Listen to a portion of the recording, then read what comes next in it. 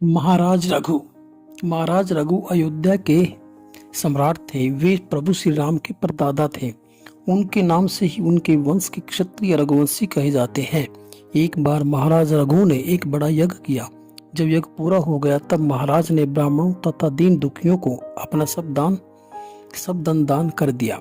महाराज रघु इतने बड़े दानी थे कि उन्होंने अपने आभूषण, सुंदर वस्त्र से लेकर बर्तन सहित सब दान कर दिया। उसके बाद वे मिट्टी के बर्तनों से काम चलाने लगे। एक दिन वर्तंतु ऋषि के शिष्य ब्राह्मण कुमार कौतस महाराज रघु के पास आए। महाराज ने उनको प्रणाम किया। उन्हें आसन पर बैठाकर मिट्टी के गड़वे से उनके पैर धोए। स्वागत सत्कार होने पर महाराज ने उनसे पूछा, हे ब्राह्मण कुमार, आप मेरे पास कैसे पधारे हैं? मैं आपकी क्या सेवा कर सकता हूँ? कौतस ने कहा, महाराज, मैं आया तो किसी काम से ही था, किंतु आपने तो अपना सर्वस्व ही दान कर दिया। अब मैं आप जैसे महान दानी उदार पुरुष को संकोच में नहीं डालूंगा। महाराज रघु ने कौतस से नम्रता पूर्वक प्रार्थना की, महाराज, आप अपने आने का उद्देश्य तो बताइए। कौतस ने कहा कि उनका अध्ययन पूरा हो गया है। अपने गुरुदेव के आश्रम से घर जाने से पहले कौतस ने गुरुदेव से गुरु दक्षिणा मांगने की प्रार्थना की। तब गुरुदेव जी ने बड़े प्रेम से कहा, वत्स, तुमने यहाँ रहकर जो मेरी सेवा की है उससे मैं बहुत प्रसन्न हूँ। मेरी गुरु दक्षिणा तो हो गई, तुम संकोच मत करो, प्रसन्नता से अपने घर जाओ। परंतु कौतस ने तो गुरु दक्षिणा देने के लिए हट कर लिया।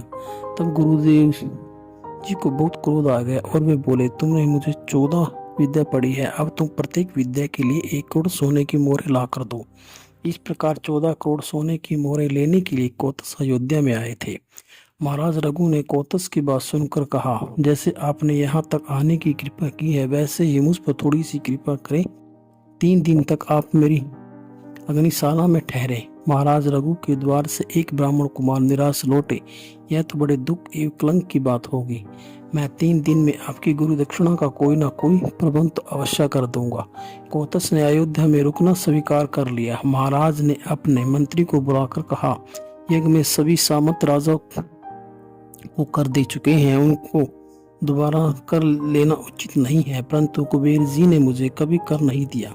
वे देवताओं में तो क्या हम क्लास पर रहते हैं, इसलिए पृथ्वी के चक्रवर्ती सम्राट को उन्हें कर देना चाहिए। मेरे सब अस्त्र शस्त्र मेरे रथ में रखवा दो। मैं कल सवेरे कुबेर पे चढ़ाई करूंगा।